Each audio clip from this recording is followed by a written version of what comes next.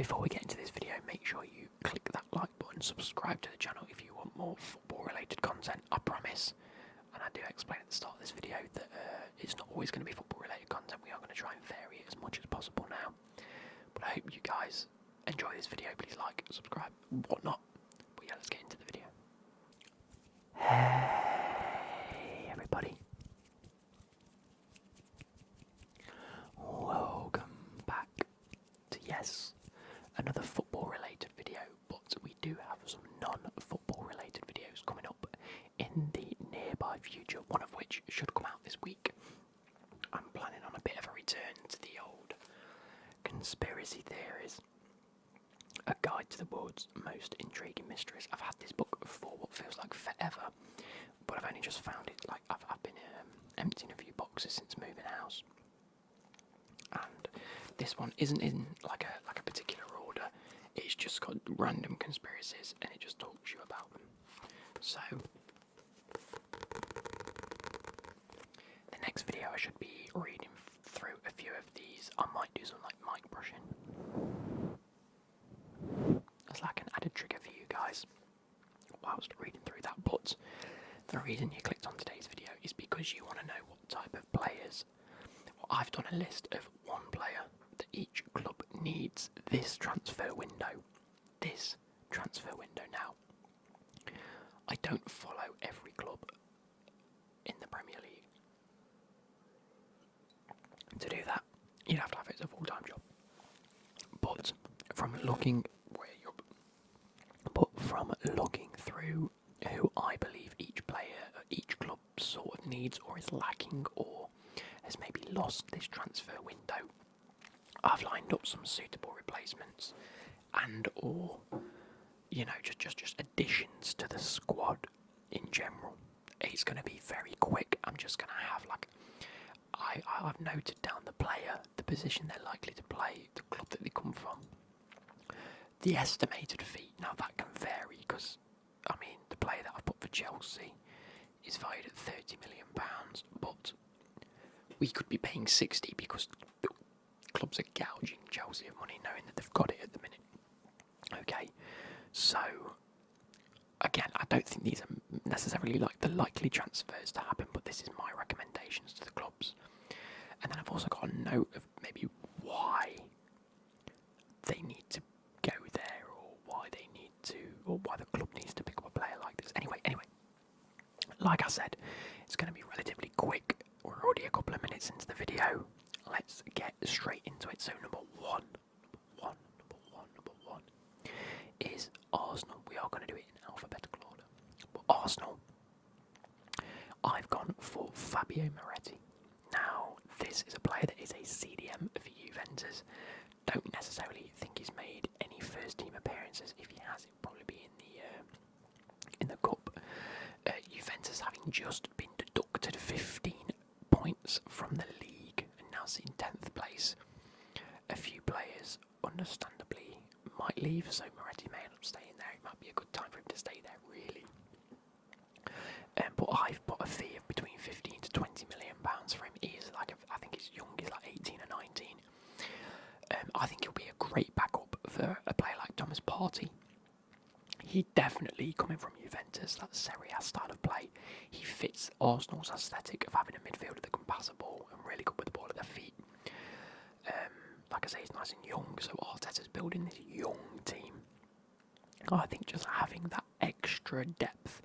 I mean, I'm not the biggest Arsenal fan, I don't follow him too much, but I don't see very much depth for Thomas Partey. There is Xhaka, but we know Xhaka's getting a bit old now, so maybe in the next transition of maybe 2 to 3 years, if Arsenal continue this upwards trajectory, as Xhaka sort of leaves the club, this Fabio Miretti, once he starts aging to maybe 2021, can fit that bill. I think Arteta's building a great club for the future. He's definitely forward thinking. He has a way of playing and it's working. And that could be a very good addition to Arsenal's squad. Next, we have Aston Villa. Number two. We have Aston Villa.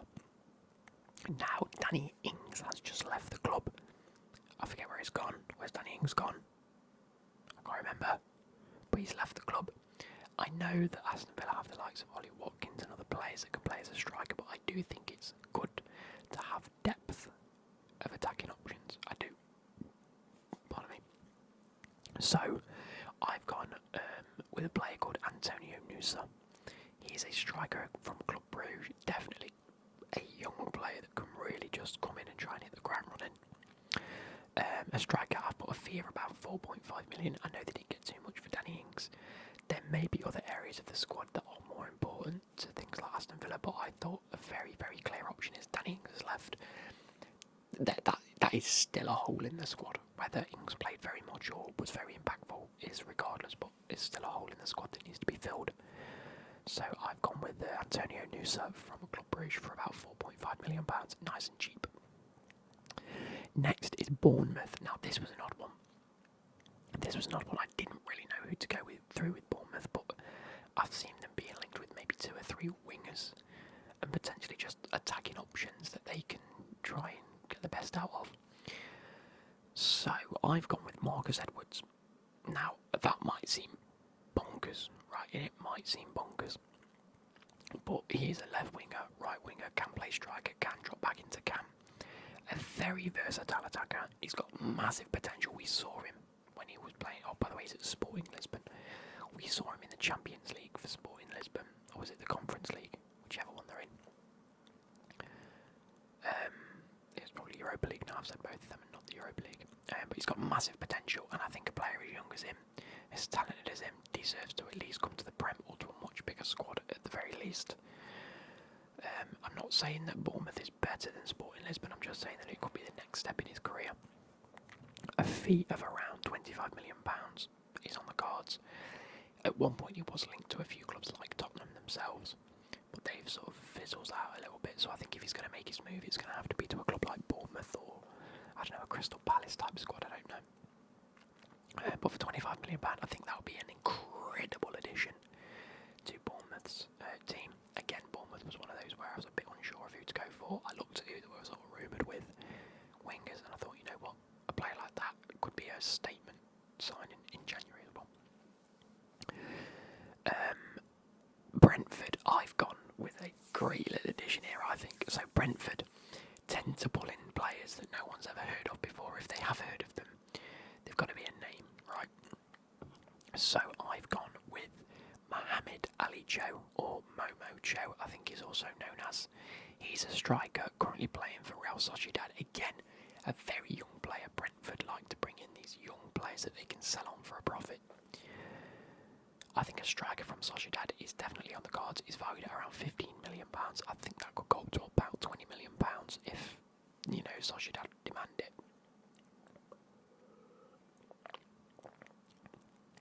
But the reason I've gone for him is because obviously Ivan Toney having this thing surrounding him about him betting, potentially looking at a ban. I'm not too sure on the full situation yet, but if they lose a player like Ivan Toney, they need to replace him straight away. Now they could go out and buy like a prolific striker, like I don't know, absolutely anyone. But I think a player like Mohamed-Ali Cho could be great. He's come through the Everton youth system. That was the other point I've made, which really does help with like homegrown players and homegrown incontinent, whatever it might be. That the FA and the Premier League demand has to be in your squad. There's a certain thing you have to hit. I think Brentford have like miles hit it. I think they're not even close to not hitting it. But it's just another thing that they can attribute to that type of player, where you think, right, okay, if we do lose 1 or 2 players, we're not going to be panicking looking for a player. When we've got a player like Mohamed-Ali Cho who's come through Everton's youth system, so he's definitely homegrown. And for £15 million, I think it could be a bit of a steal. And again, he has a huge potential, nice and young. Brighton is next, number 5. We have Brighton now. They have just lost Leandro Trossard to Arsenal. Not the biggest of loss because he hasn't played in a few games, and Brighton is still absolutely smashing it. Brighton's whole setup is phenomenal. Nothing short of spectacular, superlatives, whatever. Superb, that's what. So I thought, right, a young player to replace the likes of Trossard, who can play on that left side, but also drop deeper into cam or striker, or, you know, rotate that left-hand side of the field, because Brighton, well, Graham Potter does it well, but it was implemented at Brighton, so they've still got the types of players that can just rotate easily. I have gone for a player called Rayan Cherki from Lyon. Now, if you play FIFA or Football Manager, you will have heard this name many a time before. He's got the biggest of potentials for a winger. Has done for a fair time, and again, he's very good at that left wing cam spot, just rotation and coming a bit deeper, playmaking, setting up for the attackers, or getting involved in the goals himself. I think that's a great option. I've put a fee of around £20 million. I can see it being a lot higher than that, given the fact that everyone sort of knows his potential already.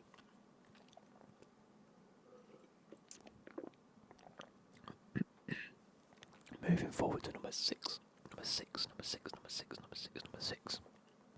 We have Chelsea. We've signed 8. No, we haven't signed 8, but we have 8 wingers. We don't need wingers. I haven't even put a striker on here, because although we are in need of a striker, it's looking likely that we've already signed on Kunku. We've been through this. What is it obvious we need? A backup right wing back. We lose Reece James, we do shit. We've already linked with this guy anyway. I don't know the fee that we're going to pay for him, but he's valued at £30 million. We're probably going to pay 60. And that's for Pedro Porro.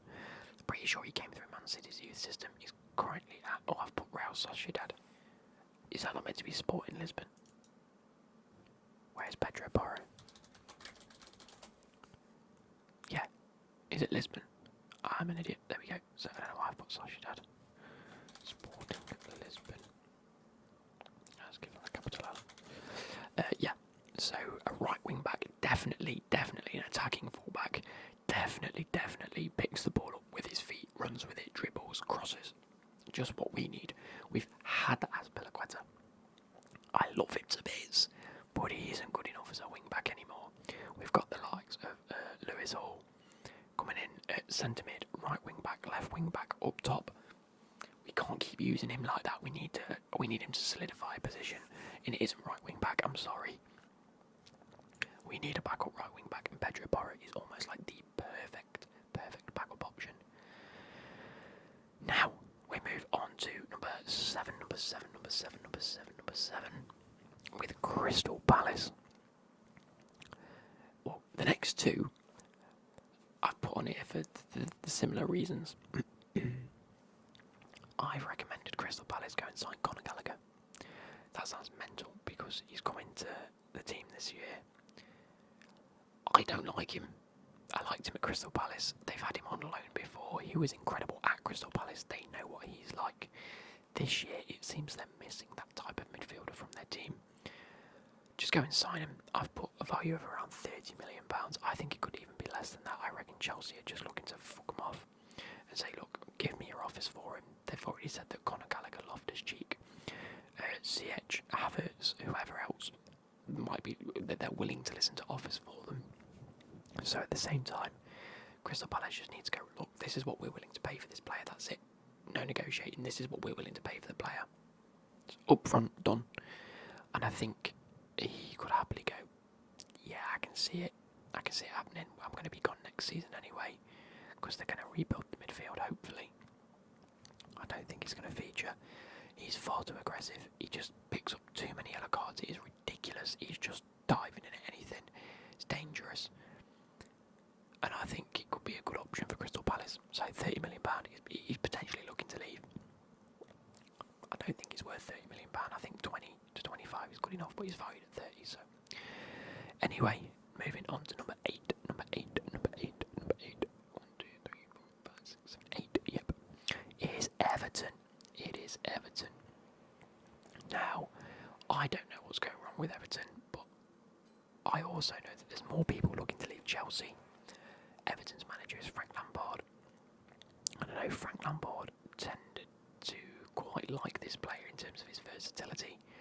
Whether it's through the midfield, whether he's playing on the right-hand side, whether he's playing on the left-hand side, maybe he's playing a little bit more attacking. And that is Ruben Loftus-Cheek. Now, I don't know what it is about Loftus-Cheek, but I'm not the biggest fan of him.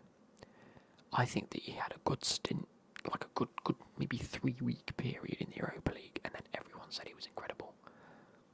And he hasn't put anywhere near a performance like that in. He's constantly injured. And people are still lauding him, saying, oh, when he's back he'll be great. He has 1 or 2 games. Oh, don't worry about it. He'll pick up form. Oh, he's injured. There you go then. Look, he's injured. There you go. I told you he wasn't playing as good as he could do. Oh, he's out for another 6 weeks. He has 1 or 2 mediocre performances. He just rinse and repeat. So for Chelsea, I don't think he's good enough. However, for a team like Everton, which are struggling at the minute, they need someone in the midfield that can have the ball at the feet and either control it well, which Loftus-Cheek does very well. He's very good at keeping hold of the ball, but also can transition that defence to attack.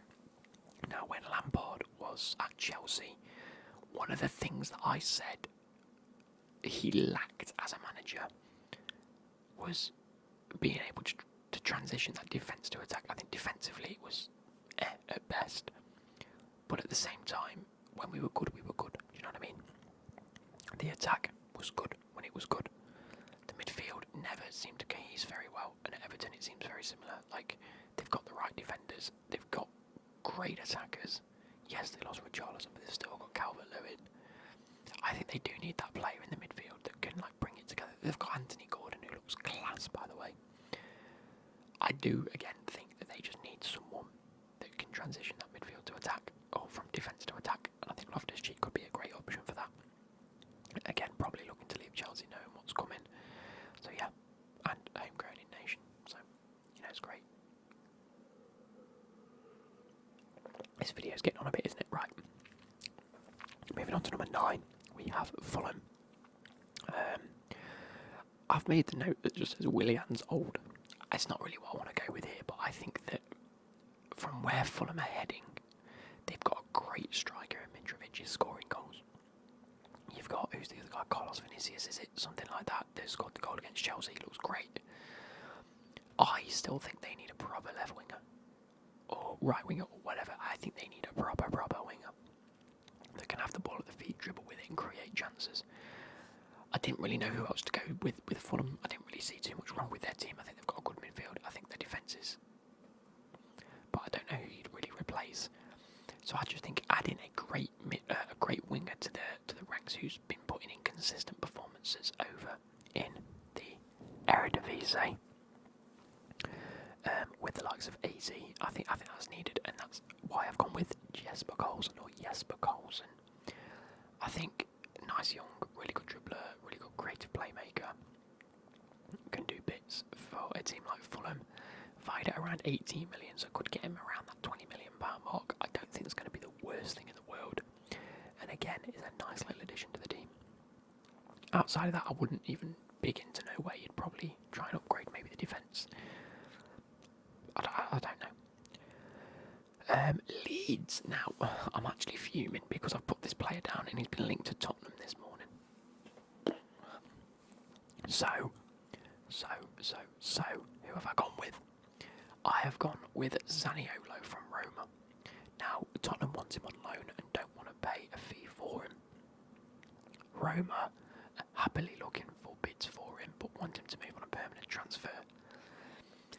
I think Leeds have a great setup and a great team.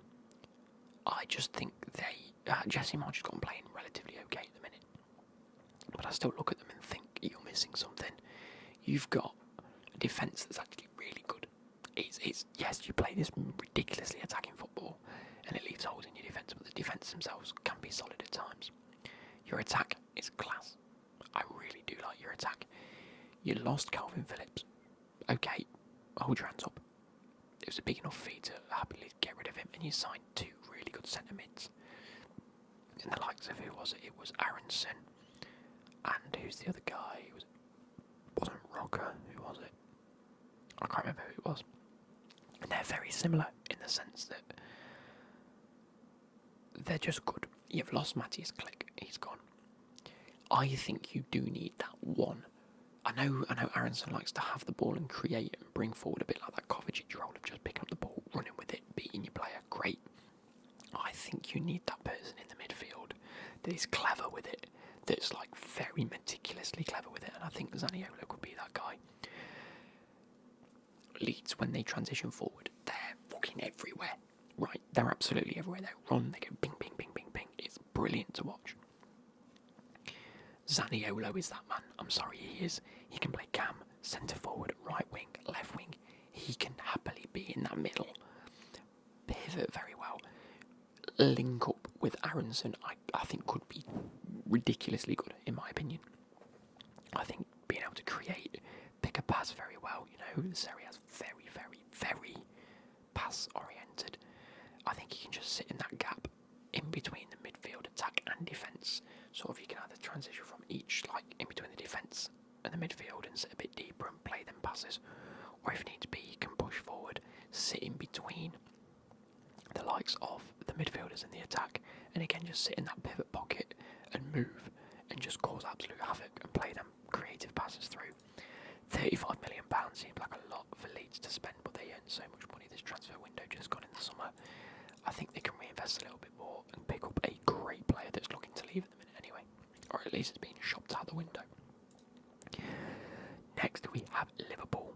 Now Liverpool have gone and signed like 2 or 3 wingers to replace the likes of Mane, and they've looked at attackers like Cody Gakpo, great happy days. I don't think that's what they need to build on. They need to fuck off Naby Keita, because he's never done well. He had so much potential, didn't do well. I think they need either a centre midfielder that's just very calm and composed. I know you've got your Jordan Henderson that's a CDM. I know you've got Fabio that's a CDM. But I've put another CDM centre mid in here, someone that's just a little bit more, I don't know, I just see him as this being like really composed and calm centre mid. That you've got your Thiago that likes to pick up the ball and dribble and create. And you've got Fabinho who likes to sit deep and defend. You've got Henderson that likes to be a leader. You haven't got that centre midfielder that's just happy being in the midfield. That sounds daft. But when you look at, when you look at Man City, you've got the likes of Rodri that sits deep. You've got your creative midfielder in De Bruyne. Who do you have next to him? You have Gundogan, who's happy just to be in the midfield and do his job. If your job is to be an enforcer, stick to a player, cool, it will do it. If you need him to, make them runs, he will do it. If you need him to sit a bit deeper, he'll do it. I don't see Liverpool having that player that's just happy being part of a midfield 3. Naby Keita just likes to bum forward, make shit passes and can't shoot for a living. Cool. Who else in the midfield? Curtis Jones. He's similar, but I think he likes to look forward too much. He almost likes to try too much and try too hard sometimes. But again, I think he's a great player. So I've gone with Kenneth Taylor from Ajax. Sounds mad because he's more of a CDM to centre mid type character. He's not really a creative midfielder. But I think the fact that Klopp likes to pick these players up, just pick them out of thin air, drop them into the team, and go, do this job for me today. Cool. And they do it. The likes of Robbo and Alexander-Arnold, creative masterclasses. I think Klopp could work wonders with him personally. Could be wrong, but I think that's a great option for them. Man City. Where do we go with Man City? I've got one name on this sheet, and I don't know why I picked him. In fact, I know why I've picked him. I think it's out of sheer shithousery than anything. So, this guy I've put down at £45 million. You could easily be looking at 60 to 65 million. I don't think Man City are going to buy anyone this window at all. I don't. I just think it's going to be one of those where they're happy with their squad. They're trying to transition into this new, trying to fit Haaland into the system. I don't necessarily think this will work or they'll do it, but I think it's a good option. Gundogan may be out of contract this window. I did say earlier that you need a midfielder that's just happy doing a job. And Gundogan's that guy, so trying to replace him is hard. Again, could go for Kenneth Taylor themselves. I've gone for Ruben Neves. Now, it sounds bonkers, I know, because he's still at Wolves. He's younger anyway, 24, 25-ish, I think. Can happily play that CDM centre mid, sit in a midfield. Pep can give you a job to do, just go and do it, nice and easy. Portuguese, I know it sounds daft, but plays with the likes of Ruben Dias and Bernardo Silva went out on Portuguese duty. I think could really fit that midfield system well. So a bit of a Gundogan replacement if Gundogan is to leave at the end of the season. But the shithousery comes out of the fact that Man United were linked with him for so long and still haven't got that type of player in their system. They've got the Casemiro, they haven't got the creative midfielder, I don't think. They've got Bruno, I suppose, but again, this type of player like a Ruben Neves he's just one in a dime, you know. And I think Man City will pay the money for him. Come here, mate. We'll pull you away from our over the street fucking rivals. I think it could be a very good move. But I've got 45 million, could be a lot more than that. Now, again, we've gone from Liverpool to Man City and talking about similar players. We're now going from Man City to Man United. What do Man United need? A striker. They need a striker. They need a striker. Rashford has been absolutely firing.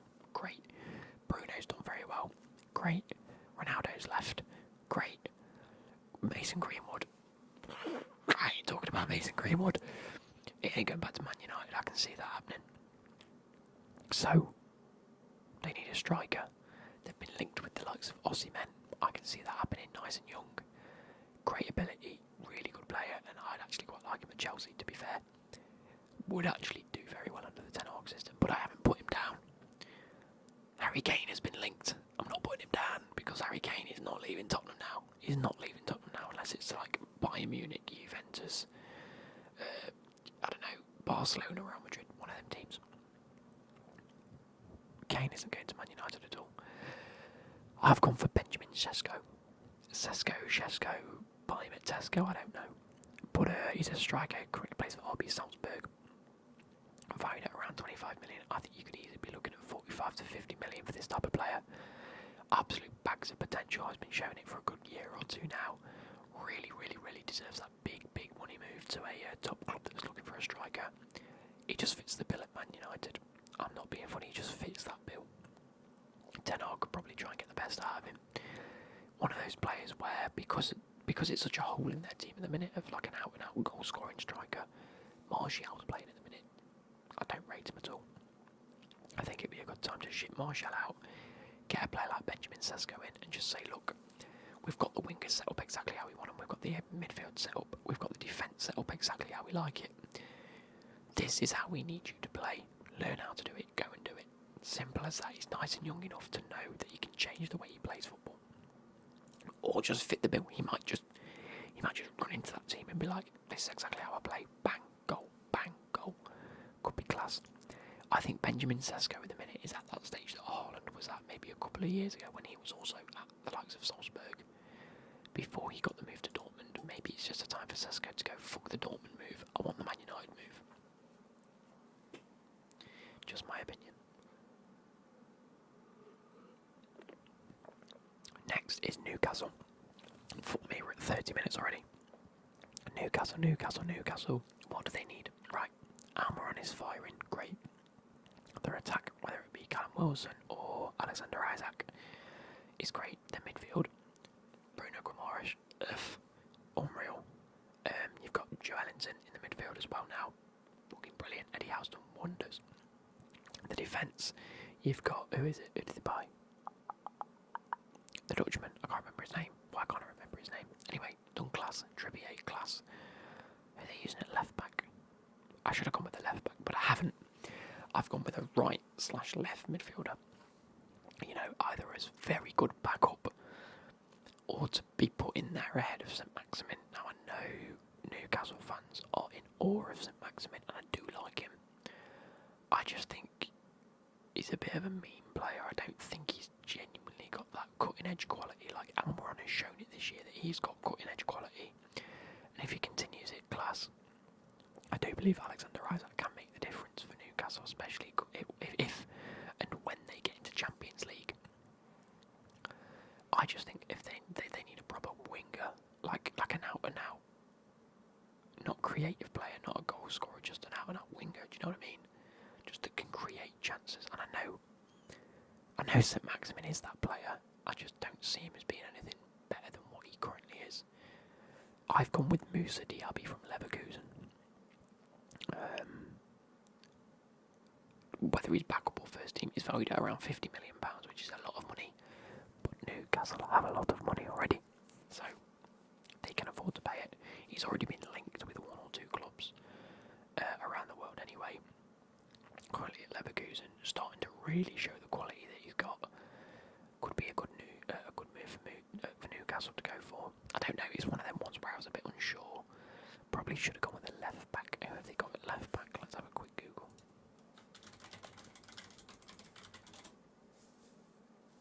Oh yeah, they need a left back. They've got Matt Target. I should have gone with a left back really, but hey ho. Newcastle themselves have gone for Moussa Diaby. Now, Nottingham Forest. Nottingham Forest have signed a stupid amount of players. So, who on earth do they need to sign? Who do they need to sign in the January transfer window? They've gone and got Gustavo Scarpa. He was already coming anyway on a free transfer from Brazil, and he looks like the real deal. I think he looks class. Him next to Morgan Gibbs-White. Unbelievable. They've just signed another Brazilian, plays for the same team, to sit a little bit deeper. I think his name's Danilo. Maybe not. I could have got that wrong. So maybe sit a bit deeper. Okay, cool. I like that. Great. What do they need then? They went and signed defenders. They went and signed attackers. They went and signed midfielders. They've got a goalkeeper on loan in the likes of Jordan Henderson, Dean Henderson, which is class. Which is why I've put this person down as Dean Henderson. I think they've got him on loan. He showed his class. He's almost burnt a few bridges at Man United themselves from what he said. Forest need a permanent goalkeeper. They lost Bryce Samba and they brought in Dean Henderson on loan. Dean Henderson can't play against Man United and they're stuck with having to have Wayne Hennessy in goal. It's no good. Get Henderson on a permanent transfer. Make it happen. So, £25 million I've put. I think it could be £35 million if I'm being totally honest, but he's valued at 25. Yeah, that's all I've put. They need a permanent solid goalkeeper. If not Henderson, then just go out and get one of the highest rated potential goalkeepers you can get, like Van der Vaart or let's just go on Sophie, for they're always good at picking out fucking goalkeepers that do well. Where are we? Position, goalkeeper, submit. Where are we? Goalkeeper, submit. Sort by potential. Right, fuck it. If not Dean Henderson, go and get. No, you can't get Bazunu because he's at Southampton. Bijlow from Feyenoord. Go and get Lafont from Nantes. Get Mohamed-Ali from Valencia. That could definitely be a player we get because of the. Oh, I know he's Greek, not Georgian, but you know what I mean. Kevin Mir from Atletico Nacional in the Colombian League. Fuck it, why not? Andre Lunin from Real Madrid. Van der Vaart from Genk.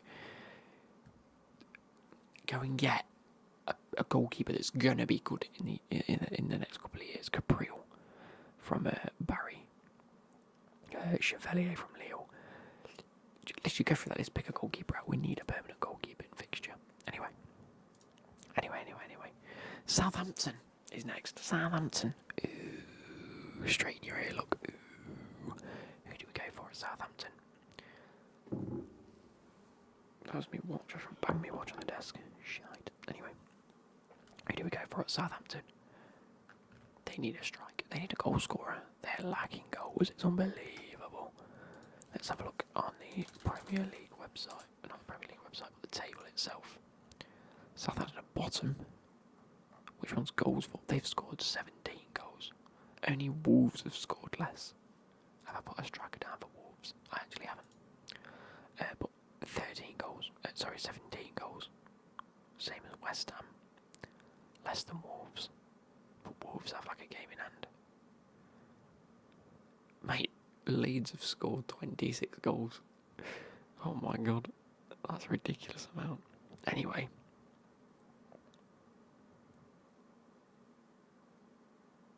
Where am I looking? Wait, Everton have scored less. Wolves have scored less. Forest have scored less. They're still lacking goals. You know what I mean? They're still down there. They're at the bottom of the table. It's horrific for them. They need a goal scorer. I've gone. Hear me out here. Toko Ekambi. at Lyon. I think Lyon have this ability to just produce really good strikers. We saw it with Lacazette. We saw it with Osimhen. Toko Ekambi can be that next guy, and I think that could be the guy. He's currently valued at £15 million. I think he could be looking at £20-25 million for him. But he is a solid first team striker. There's no doubt about it. He's bagging goals. It's class. Let's have a look at his stats this season. This is where it's going to prove me wrong, isn't it? Toko Ekambi. Okay, 4 goals and 2 assists in 19 matches this season isn't the best. But last season, let's take a look. 21 goals in 67 appearances last season, 25 goals in 72. Oh no, I'm looking at the wrong thing. So Lyon, 14 goals in 35, 12 goals in 30, currently on 4 goals in 19. I think he could be, he's definitely up there. He's definitely up there. He scores goals, you can get him for relatively cheap. I think he's going to do well. Next is Spurs. What do they need? Antonio Conte is really not happy with Spurs at the minute. They've got an attack. They've got Kane. They've got Son. They've got Lucas Moura. They've got Kulusevski. Seems to be doing well. They've got a great midfield, in my opinion. I think their centre backs are a bit iffy. I think they could need work. I think Emerson at right back, I don't think it's the real deal. But I think they need a left back. They've been relying on Ben Davies for far too long. Using a player like Ryan Sessegnon at left wing back, ain't it? I'm sorry, it ain't it. You need a wing back or a left back that can actually defend and play football. All Ryan Sessegnon can do is kick the ball forward and run past players. I haven't seen him produce any bit of quality over that, in my opinion. I think he's been overrated for a while. Who else have you been using at left back? I don't know. What other left backs have you got? Spurs left back. Squad by position, here we go. Christian Romero's good. Eric Dyer has proven me wrong because he's been alright. Davinson Sanchez, yeah. Longley, yeah. Tanganga, I think he's got bags of ability, but you're looking to get rid of him. You've got Jed Spence that you're not using. You've got Matt Doherty that you are using, but at right back. Emerson Royale that's a right back. You need a left back. You need a good left back, which is why I've gone with Pedro Hincapie from Leverkusen. Linked with a number of clubs this year. Valued at £30 million. He's very young. Even if he's back up for now, so be it. But at the minute, as a wing back, I think he could be very, very, very good for the likes of Spurs. £30 million, I don't think it's too bad. Moving on to West Ham. Is a player you've actually been linked with, who actually wants to leave Fulham.